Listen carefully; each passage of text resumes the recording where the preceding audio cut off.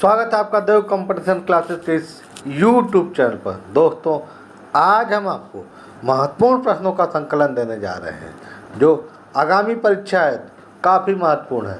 यदि आपको यह वीडियो पसंद आए तो लाइक शेयर कमेंट अवश्य करें। जो लोग हमारे चैनल पर नए हैं कृपया इस चैनल को सब्सक्राइब अवश्य कर लें ताकि आने वाले वीडियो का नोटिफिकेशन आपको मिलता रहे। और इस वीडियो को अपने स्टडी ग्रुप फेसबुक व्हाट्सएप पर शेयर अवश्य करें तथा दोस्तों और रिश्तेदारों को इस चैनल को सब्सक्राइब करने के लिए अवश्य कहें। तो देर न करते हुए शुरू करते हैं आज का प्रश्नोत्तर। भारत में प्रभावित साक्षरता दर की गणना की जाती है। तो भारत में साक्षरता दर की गणना 7 वर्ष की ऊपर के उम्र वाले जनसंख्या के लोगों को जो पढ़ना लिखना जानते हैं उनकी गणना साक्षरता के रूप में की जाती है। तो ऑप्शन नंबर डी। अगला प्रश्न है, निम्नलिखित में से कौन सा एक दशक भारतीय नियोजन के इतिहास में रोजगार विहीन वृद्धि का दशक कहलाने योग्य है? तो 2005 से 2015 के मध्य का दशक रोजगार विहीन दशक कहलाने योग्य है। Option number D. अगला प्रश्न है, भारत में जनसंख्या घनत्व निरंतर बढ़ रहा है। Option number A. और जनगणना 2011 के अनुसार भारत का जनघनत्व 800 जनगणना 2011 के अनुसार भारत का घनत्व 382 व्यक्ति प्रति वर्ग किलोमीटर है और उत्तर प्रदेश का जनघनत्व 829 व्यक्ति प्रति वर्ग किलोमीटर। इस रिपोर्ट के अनुसार सबसे अधिक जनघनत्व वाला राज्य बिहार है, सबसे कम अरुणाचल प्रदेश और केंद्र शासित राज्यों में सर्वाधिक जनघनत्व वाला राज्य नई दिल्ली है और सबसे कम अंडमान निकोबार है। अगला प्रश्न है, 2011 की जनगणना में उत्तर प्रदेश के किस जिले की साक्षरता उच्चतम थी? तो उत्तर प्रदेश के का सबसे साक्षर जिला गौतम बुद्ध नगर है, लेकिन इन ऑप्शनों में दूसरे स्थान पर जो कानपुर है वह दिया गया है। तो ऑप्शन नंबर सी, यानी पहला गौतम बुद्ध है, दूसरा नंबर पर औरैया, दूसरे नंबर पर कानपुर और तीसरे नंबर पर औरैया है। लेकिन यदि पुरुष साक्षरता पूछे तो आपका उत्तर गौतम बुद्ध नगर होगा और सर्वाधिक महिला साक्षरता पूछेगा तो आपका उत्तर होगा कानपुर नगर। सबसे कम साक्षरता श्रावस्ती, स्त्री पुरुष दोनों में सबसे कम पूछेगा तो श्रावस्ती। अगला प्रश्न है, नवीनतम रिपोर्ट के अनुसार भारत विश्व में इस्पात उत्पादन में किस स्थान पर है?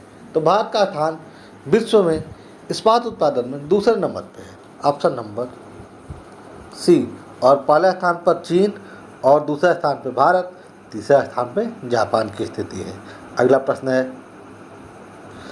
भारत के निम्नलिखित राज्यों में से कौन सा एक राज्य नारियल का सबसे बड़ा उत्पादक है? तो नारियल का सबसे बड़ा उत्पादक केरल है। Option number A. अगला प्रश्न है, निम्नलिखित में से कौन सा नगर सुपीरियर झील पर स्थित है? तो सुपीरियर झील जो है वह उत्तरी अमेरिका महाद्वीप के अंतर्गत आता है और इस पर स्थित जो नगर है डेट्रॉइट है। Option number C. और डेट्रॉइट जो नगर है वह ऑटोमोबाइल के लिए प्रसिद्ध है। अगला प्रश्न है, मैक्सिको सबसे बड़ा उत्पादक है। तो मैक्सिको सबसे बड़ा उत्पादक चांदी का है। चांदी का सबसे बड़ा उत्पादक देशों में पूछे तो उत्तर होगा मैक्सिको। Option number D. और भारत में चांदी का उत्पादन सर्वाधिक राजस्थान राज्य से होता है। अगला प्रश्न है, भारत में कोयले का सर्वाधिक उत्पादन किस राज्य में होता है? तो कोयला का सर्वाधिक उत्पादन उड़ीसा में होता है। Option number B. और सर्वाधिक भंडारण झारखंड में होता है। अगला प्रश्न है, मुंबई की मीठी नदी निम्नलिखित में से किस झील से निकलती है? तो मीठी नदी जो है पोवई झील से निकलती है। Option number C. अगला प्रश्न है, निम्नलिखित में से कौन सा राज्य इलायची के उत्पादन के लिए पहचान नहीं रखता है? तो इलायची का उत्पादन केरल, कर्नाटक, तमिलनाडु में होता है, लेकिन उड़ीसा में इलायची का उत्पादन नहीं होता। Option number D. और मसालों का बागान केरल को कहा जाता है, मसालों का द्वीप इंडोनेशिया को कहा जाता है, और मसालों की रानी इलायची तथा मसालों का राजा काली मिर्च को कहा जाता है। इलायची उत्पादन में नंबर 1 पे आपका है केरल, लेकिन मसाला उत्पादन में आपका नंबर 1 पे वर्तमान में है मध्य प्रदेश। अगला प्रश्न है, मुद्रा के अवमूल्यन का परिणाम है। तो मुद्रा के अवमूल्यन के कारण निर्यात सस्ता हो जाता है और आयात महंगा हो जाता है, जिसके फलस्वरूप देश में निर्यात को बढ़ावा और आयात को घटाया जाता है। तो ऑप्शन नंबर घाटा होता है। तो ऑप्शन नंबर सी आपका सही है। अगला प्रश्न है, बासमती चावल की रोपाई हेतु उपयुक्त बीज दर। तो उपयुक्त बीज दर जो है बासमती चावल की रोपाई 15 से 20 किलोग्राम प्रति हेक्टेयर है। Option number C. अगला प्रश्न है, सबसे अधिक प्रोटीन पाई जाती है। तो सबसे अधिक प्रोटीन आपका सोयाबीन के बीजों में पाई जाती है। तो ऑप्शन नंबर डी। और सोयाबीन में 42% प्रोटीन की मात्रा होती है। अगला प्रश्न है, भारत में सबसे अधिक उपजाऊ मृदा कौन सी है? तो भारत में सबसे अधिक उपजाऊ मृदा जो है जलोढ़ मिट्टी है। Option number C. और जलोढ़ मिट्टी जो है 2 प्रकार की होती है, एक बांगर और दूसरा खादर। बांगर पुराने जलोढ़ मिट्टी को और खादर नए जलोढ़ मिट्टी को कहा जाता है। और जलोढ़ मिट्टी के अंतर्गत सबसे उपजाऊ मिट्टी पूछे तो खादर जलोढ़ मिट्टी जो है सबसे उपजाऊ है। और सर्वाधिक जल धारण करने वाली मिट्टी पूछे तो आपका उत्तर होगा काली मिट्टी, जिसे स्वतः जुताई का मिट्टी कहा जाता है, जो कपास उत्पादन के लिए प्रसिद्ध है। और सबसे कम जल धारण करने वाली मिट्टी है लाल मृदा है। अगला प्रश्न है, भारत के कितने राज्य समुद्र तट के किनारे पर है? तो भारत के तटीय राज्यों की संख्या 9 है, जिसमें गुजरात, महाराष्ट्र, गोवा, केरल, कर्नाटक, तमिलनाडु, आंध्र प्रदेश, उड़ीसा और पश्चिम बंगाल शामिल है। अगला प्रश्न है, बेतवा नदी मिलती है। तो बेतवा नदी जो है यह यमुना की सहायक नदी है, तो यमुना से मिलती है। Option number B. अगला प्रश्न है,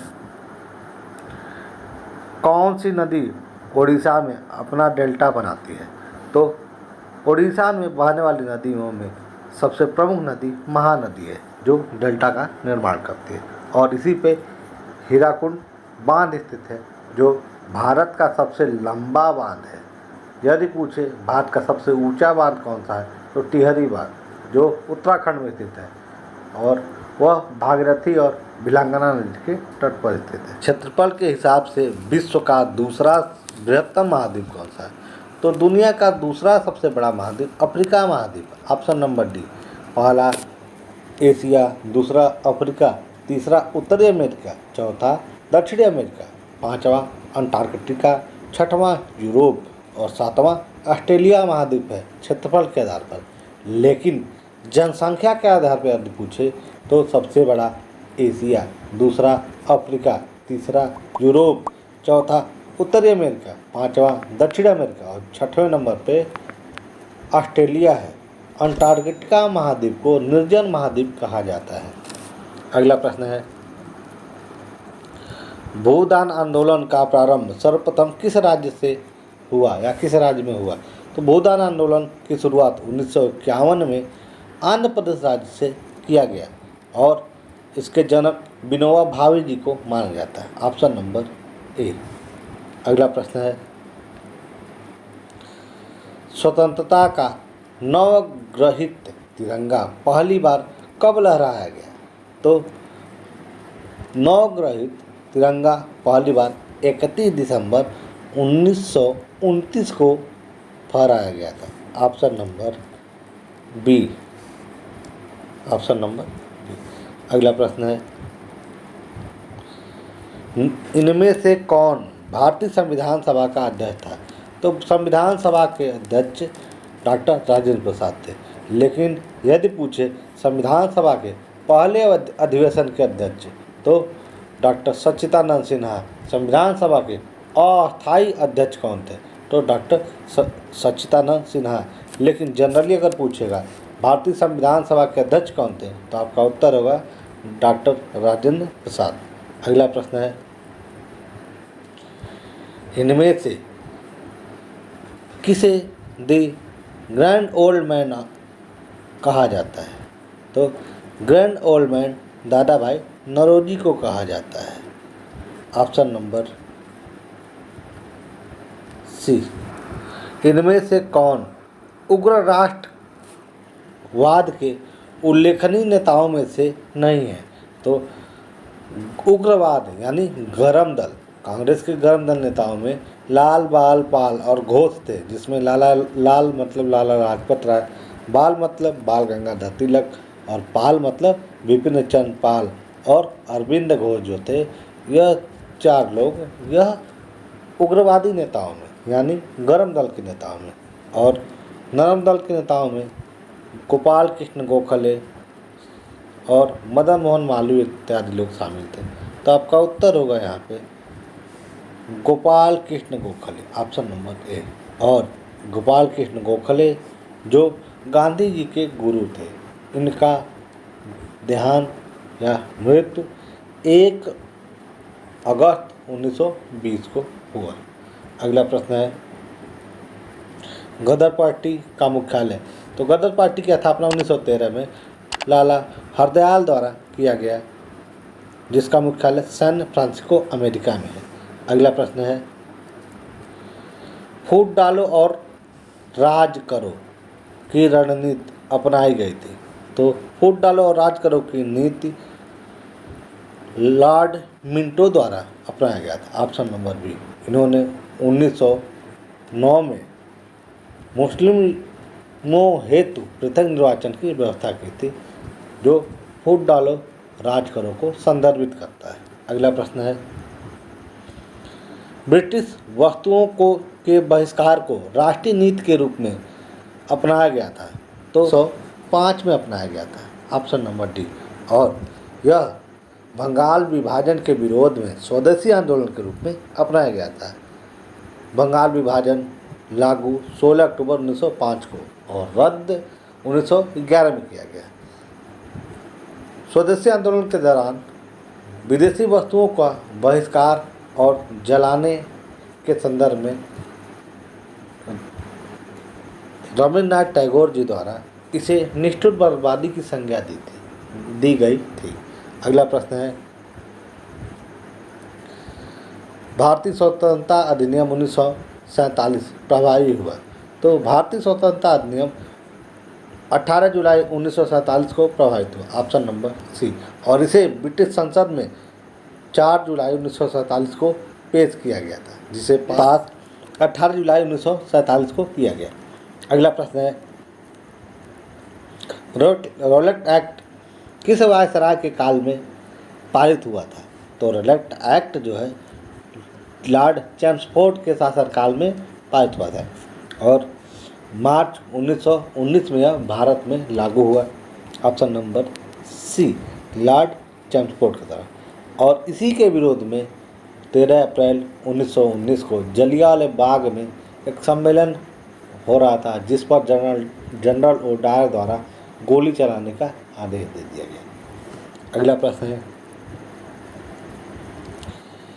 इसमें से किस से शाहजहां ने शाह बुलंद इकबाल की पदवी दी थी? तो शाहजहां द्वारा शाह बुलंद इकबाल की पदवी दारा सिकोह को दिया गया था। Option number A. अगला प्रश्न है, हर्ष ने निम्नलिखित में से किन रचनाओं का लेखन किया था? तो हर्ष द्वारा प्रियदर्शिका नागानंद और रत्नावली की रचना की गई थी? तो ऑप्शन नंबर बी। और हर्षचरित की रचना इनके दरबारी बाणभट्ट द्वारा किया गया है और बाणभट्ट द्वारा ही कादम्बरी नामक पुस्तक की रचना भी की गई थी। अगला प्रश्न है, किस अभिलेख से ज्ञात होता है कि स्कंदगुप्त ने होड़ों को पराजित किया था? तो भीतरी स्तंभ लेख से यह ज्ञात होता है कि स्कंदगुप्त ने होड़ों को पराजित किया था। Option number A. और यह भीतरी स्तंभ लेख गाजीपुर उत्तर प्रदेश में स्थित है।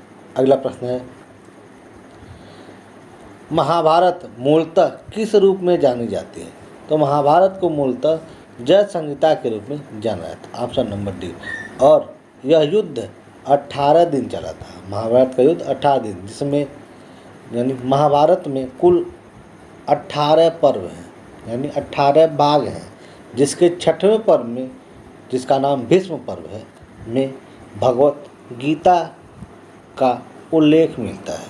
महाभारत का फारसी अनुवाद रज्मनामा है, जिसे अबुल फजल द्वारा लिखा गया था। अगला प्रश्न है, द्वार समुद्रम किस वंश की राजधानी थी? तो द्वार समुद्रम जो है यह हौसल वंश की राजधानी थी। Option number C. अगला प्रश्न है, सप्तपर्णी गुफा स्थित है? तो सप्तपर्णी गुफा जो है राजगृह में स्थित है। Option number C. अगला प्रश्न है, वल्लभी विश्वविद्यालय स्थित है? तो वल्लभी विश्वविद्यालय जो है गुजरात में स्थित है और वल्लभी में ही प्रथम जैन संगति का आयोजन किया गया था। अगला, नैनार कौन थे?